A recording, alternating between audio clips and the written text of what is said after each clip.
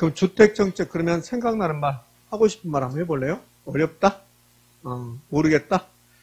주택정책 그러면 임대료 규제가 가장 시험에 잘 나온다. 임대료 규제하고 똑같은 게 분양가 규제다.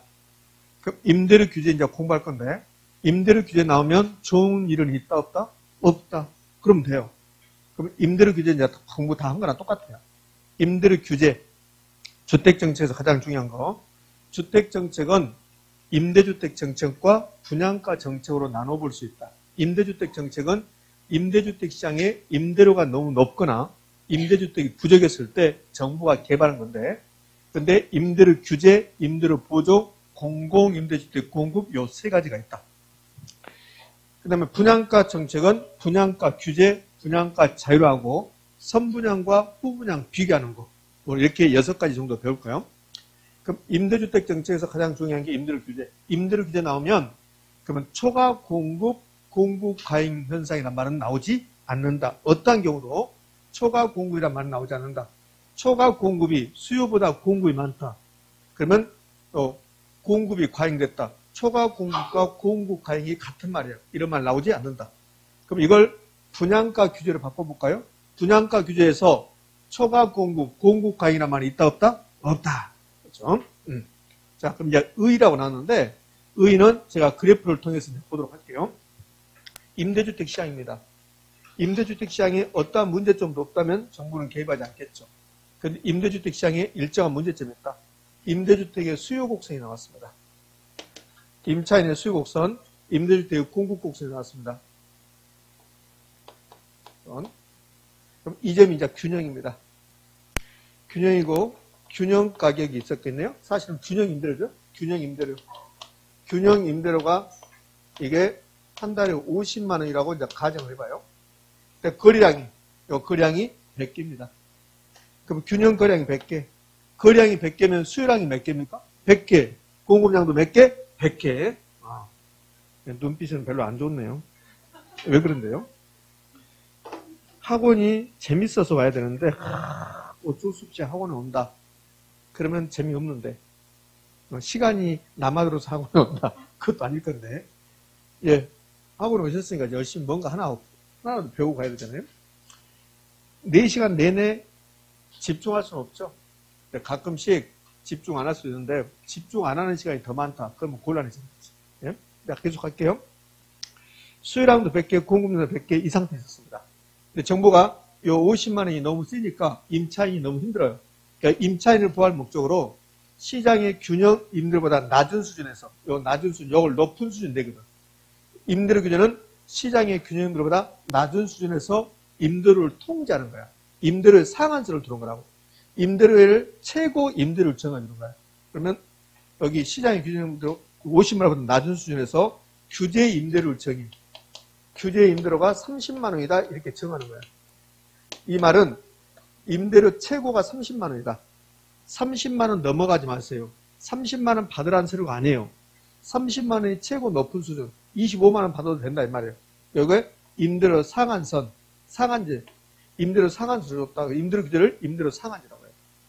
그럼 30만 원 규제하면 어떤 일이 발생할까? 너무나 당연한 일이 발생해요. 수요자들은, 임차인들은 임대주택의 수요를 증가시킨다, 감소시킨다? 증가.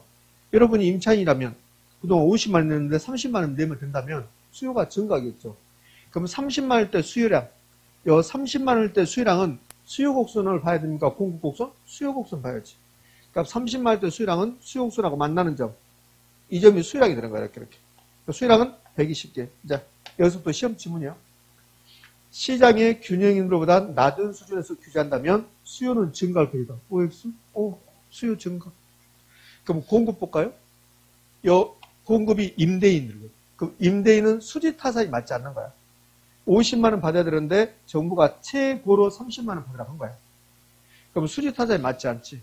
그러면 임대인들 일부가 나는 임대주택 사업 포기, 나는 다른 용도로 전환.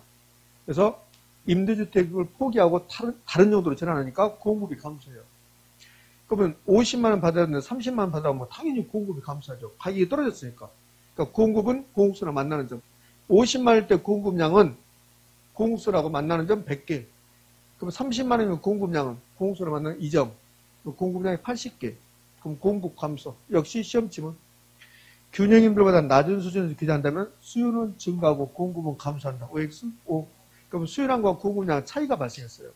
수요가 120개, 공급은 80개. 수요가 많아요. 이걸 초과수요. 그 초과수에 발생한다. 엄청 잘 냈죠. 균형임들보다 낮은 수준. 요 낮은 수준을 했을 때 초과수야. 초과수요. 그럼 균형임들은 낮은 수준에서 임대를 규제할 때 초과수요가 발생한다. 초과수요는 이제 두 가지를 물어봐요. 초과수요 발생한다. 여기까지 물어보면 우리한테는 땡큐야. 근데 초과수요가 발생하는데 이걸 뭘 물어보냐면 어느 경우에 초과수요가 큰가 크기하고 자료를 주면서 초과수요를 계산하라고. 계산 문제하고. 이렇게 두 개. 근데 계산 문제는 지금 할 필요 없고요. 크기 예전에 아주 잘 냈어요. 여기 지금 30만 원 규제했습니다. 수요량이 20개 증가했어요. 20개 증가한 경우하고 50개 증가한 경우. 만약에 수요량이 50개 증가하면 수요량은 몇 개 돼요? 150개 됩니다. 그럼 20개 증가한 경우하고 50개 증가한 경우 중에서 어디가 탄력적이냐면 50개 증가한 게 탄력적이야. 그럼 수요가 탄력적이면 수요량이 많이 증가하는 거라고. 그럼 수요량이 많이 증가하면 초과수요 커질까 작아질까? 커지는 거지. 요 거리가 초과수요거든. 근데 20개 증가했다? 그러면 수요량이 20개고 120개고 50개 증가했다? 150개야. 그럼 공급량이 20개 감소했다. 이것보다 공급량이 50개 감소하면 공급량이 50개 된다고. 그럼 공급량이 50개, 수요량은 150개 이렇게 되면 초과수가 100개가 발생해. 100개. 지금 이 그림은 이 빨간 거. 이 빨간 그림은 초과수가 몇 개요? 40개. 수요량 80개, 수요량 120개, 공급량 80개니까 초과수가 40개. 이 경우는 초과수가 40개라고 지금. 네. 만약에 수요량이 150개 되고 공급량이 50개가 되면 초과수가 100개 되는 거야. 그럼 수요량이 150개 됐다. 이게 탄력적이라고. 그러니까 수요가 탄력적이면 수요량이 많이 증가. 공급이 탄력적이면 공급량이 많이 감소. 초과수요는 수요량이 증가하고 공급이 감소하니까 발생했다고. 그럼 수요량이 많이 증가했다. 수요가 탄력적. 공급량이 많이 감소했다. 공급이 탄력적. 그럼 수요 공급이 탄력적이면 구간이 길어진다고. 그럼 초과수요 커지는 거지. 그럼 초과수의 크기는 수요와 공급이 뭐할수록 탄력적일수록 커진다. 자, 장기 단기는 장기에서 초과수가 커진다. 장기에서 크다. 왜 장기에서 초과수가 커질까? 왜? 자, 제가 임대인인데 정부가 30만 원 임대를 규제했어요. 여러분 임차인이냐? 그럼 제가 정부가 임대를 규제하는 순간 제가 여러분에게 나가세요 이렇게 할 수 없다는 거예요. 여기 초과수요가 발생하는 것은 수요가 증가하고 공급이 감소한 경우에 초과수요가 발생을 해요. 그럼 단기에서는 바로 임대인들이 임차인에게 나가서 이렇게 할 수 없다는 거예요. 임대차 기간이 있으니까. 그러니까 경제학 논리를 보면 단기는 공급이 감소합니까? 안 합니까? 안 해요. 단기는. 이 그림은 장기야, 장기. 공급이 감소했죠. 여기를 단기로 보면 공급선이 이렇게 나가는 거야, 단기. 이게 단기의 공급 곡선이야. 여기 이제 공급선이 단기, 요건 단기, 요건 장기가 되고. 그럼 단기는 공급 감소가 있어요, 없어요? 없어요. 그럼 이 그림만 보면 단기는 초과수요가 몇 개요? 단기는 초과수요가 20개. 20개. 장기가 되면 몇 개? 40개. 그럼 초과수요는 장기에서 커져요? 단기에서 커져요? 장기. 20개, 40개 모르겠으면 하지 마. 그냥 장기에서 커진다. 하나. 그지? 이거를 이해를 못한 사람이 지금 눈빛이 보니까 많이 있잖아. 그럼 장기에서 커진다. 왜? 탄력성이 이해가 안 되니까 그런다고. 탄력성이 이해가 안 되니까. 탄력성이 이해가 안 되니까 계속 탄력성 나오면 힘들다고. 그럼 이건 여러분에게 몇 개냐 이렇게 안 물어보니까 무조건 초과수에 발생하는데 탄력성으로 크고 탄력적일수록 그럼 단기하고 장기 중에서 어디가 탄력적이야? 장기 탄력적으로 크다 이렇게 봅니다. 그리고 끝났습니다. 그럼 초과수에 발생했습니다. 이제 구체적으로 그러면 효과를 분석할 건데 시험은 초과수요가 발생한다도 잘 내요. 근데 더 잘 내는 건 이겁니다. 요 장기적 효과. 요 네 가지. 외울 것 하나도 없다 했어요. 좋은 건 있다 없다? 없다. 오늘 좋은 게 없다가 2번 나왔어요. 세금이 부과됐을 때, 조세가 부과됐을 때 경제적 효과. 좋은 게 있다 없다? 없다. 그거 하고. 그 다음에 임대료 규제에서는 좋은 게 없다 그러면 돼요. 이거 볼래요? 감소한다. 주택난이 심화된다. 질소수준이 떨어진다. 그 다음에 임차인의 주거비 부담이 증가한다. 제한시킨다. 제한한다. 좋은 게 없잖아요. 그러면 끝나는 거예요. 뭐 이거 공부할 것도 말 것도 없어요. 임대료 규제 나왔습니다. 그러면 좋은 게 없는 거. 좋은 거 찾으면 그게 틀린 거예요. 그러니까 틀린 거 고르면 좋은 것만 찾으면 돼. 임차인의 주거이동을 촉진시킨다. 촉진시킨 게 더 좋은 걸로 느껴지죠? 그럼 틀린 말이에요. 좋은 게 없다? 그럼 끝이라고. 그럼 왜 그럴까? 다 했어요, 이미. 자, 기업, 주택, 임대주택의 투자 깊이. 여러분이 임대주택 사업하고 싶은 생각이 있을까 없을까? 없죠. 저라도 임대주택 사업하지 않겠다. 왜? 50만 원 받아야 되는데 정부가 30만 원 주자면 임대주택 사업하지 않겠죠. 투자 깊이. 그 다음에 현재 임대인들도 임대차 기한이 끝나면 임차인하고 난 재계약 안 할 테니까 나가세요. 그런다고. 그래서 다른 용도로 적용. 타용도 전환하면 공급이 감소, 주택난이 심화. 요 앞에 내용 필요 없어요. 요거 중요한. 주택난을 심화시킨다. 공급 감소해서. 임대인들은 유지관리 안 해준다. 왜? 50만 원 받아도 유지관리 안 해주잖아요. 그치? 50만 원 받아도 유지관리 안 해주는데 30만 원 받으라면 유지관리 안 하겠죠. 더욱더. 그래서 수선 유지 관리를 소홀히 하면 임대주택이 질적수준이 떨어진다. 되겠죠? 아무것도 아니잖아요. 그 다음에 이제 리을 봐봐요. 리을은 좀 디테일하게 가볼게요. 이 그림을 봐봐요. 이 그림을 보면 규제하지 않았습니다. 규제하지 않았을 때 공급량 몇 개입니까? 규제하지 않았을 때 공급량 100개. 규제하지 않았을 때 공급량 100개. 그러면 30으로 규제하면 공급량 몇 개? 80개. 그럼 공급이 80개로 규제했어요. 지금 감소했어요. 주택난이 심화되잖아요. 임차인들이 이사 갈 곳이 있다 없다? 없어졌어요. 이걸 임차인의 주거이동을 제한시킨다. 그럼 100개가 공급된다 이거 봐요. 100개가 공급됐다. 그럼 임차인의 주거이동을 제한시키지 않죠. 원래 그 상태니까. 80개로 감소하니까 임차인의 주거이동을 제한시킨다. 그럼 1번, 기역, 니은, 리을 끝났습니다. 디귿 봐요, 디귿. 디귿이 이제 논리적으로 좀 생각할 필요가 있어요. 이 그림에 의하면 균형 임대료 50만 원 없어졌어요. 얘는. 지금 정부가 30만 원 규제해서 임대주택 시장에서 지금 30만 원 임대료 하나 생겼어요. 근데 30만 원 임대료를 이렇게 규제했는데 공급이 감소해서 공급이 80개밖에 안 돼요. 그러면 30만 원 가지고는 임대주택을 구할 수가 없어요. 자, 이거 시장 논리를 볼까요? 공급이 100개가 이루어져요. 임대주택 공급이. 임대주택 공급이 100개가 이루어지면 임대료는 50만 원이에요. 만약에 임대주택이 120개 공급된다. 120개. 120개가 공급되면 임대료는 얼마일까? 30만 원. 지금 80개밖에 공급이 안 됐어요. 그러면 100개가 공급되면 50만 원이고 80개밖에 공급이 안 되면 50만 원보다 높은 수준, 낮은 수준? 높은 수준이 되는 거야. 공급이 감소했으니까 임대료 올라가야 되잖아요. 120개가 공급되면 30만 원. 이 말 할 때 그렇게 어려운가 봐. 뭐가 그렇게 어려워요? 이 120개면 30만 원이잖아. 그 100개면 50만 원이잖아. 80개는 올라갔잖아. 그잖아요. 그 100개보다 줄어들었으니까 임대료는 올라가야 되잖아요. 100개면 50만 원이었어요. 근데 80개로 줄어들었으니까 임대료는 올라가야 되지. 근데 이게 그렇게 어려워. 눈빛 보면 뭐냐?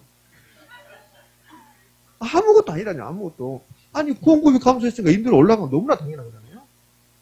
개론 시간은 개론만 생각해. 비지 의사표시는 목요일날 하라고, 목요일날. 응? 개발행 허가는 내일 하고. 내일 공부 아닌가요?